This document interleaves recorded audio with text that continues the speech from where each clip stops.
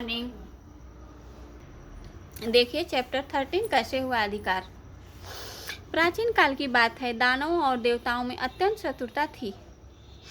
सत्ता के अधिकार के लिए दानव देवताओं पर प्रायः आक्रमण कर युद्ध कर देते थे। देवता बहुत ही शांतिपूर्वक स्वभाव के थे, जबकि दानव झगड़ालू। देवता बहुत बुद्धिमान थे, उन्हें लड़ना झगड़ना अच्छा नहीं लगता था। उनके सामने अगर कोई समस्या आ जाती तो वे उसे आपस में मिलजुल कर सुलझा लेते थे।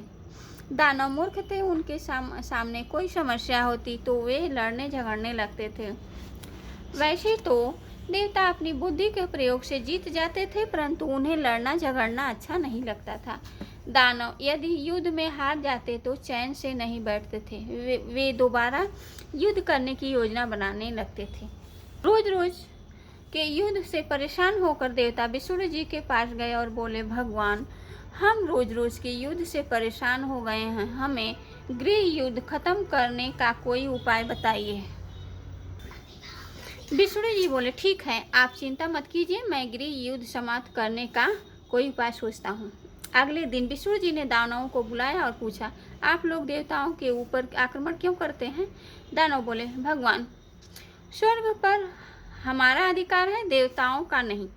आप देवताओं से कहिए कि वे स्वर्ग छोड़कर चले जाएं। दानवों की बात सुनकर विष्णु जी मुस्कुराने लगे, बोले, देखो, स्वर्ग पर किसका अधिकार होगा, इसका निर्णय एक प्रतियोगिता द्वारा किया जाएगा। जो भी यह प्रतियोगिता जीतेगा उसी का स्वर्ग पर अधिकार होगा। देवता और दानव प्रतियोगिता के लिए खुशी खुशी तैयार हो गए।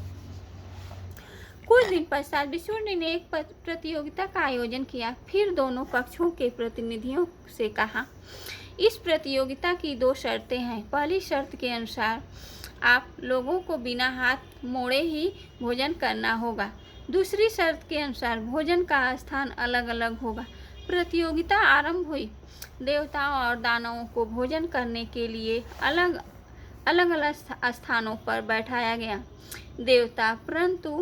देवता तुरंत समझ गए कि उन्हें क्या करना है। वे आमने सामने बैठ गए और एक दूसरे को भोजन खिलाने लगे। उन्हें हाथ मोड़ने की आवश्यकता नहीं हुई। उन्होंने आनंदपूर्वक भोजन किया। दूसरी ओर दानवों को कुछ समझ नहीं आया। वे इधर उधर देखते रहे, फिर थालियों में मुंह डालकर भोजन करने लगे, जिसके परिणाम स्वरूप उनके वस्त्र और मुंह गंदे हो गए। उनका भोजन भी इधर उधर फैल गया। दानवों को अपनी गलती समझ में आ गई कि वे निराश हो गए और उस दिन से सदा के लिए देवताओं का स्वर्ग पर अधिकार हो गया। अब देखिए, आप लोग शब्द अर्थ अच्छा से लर्न कीजिएगा और सिलेबस देख के सब चैप्टर अच्छा से रीडिंग कीजिएगा, क्योंकि MCQ क्वेश्चन सब आएगा।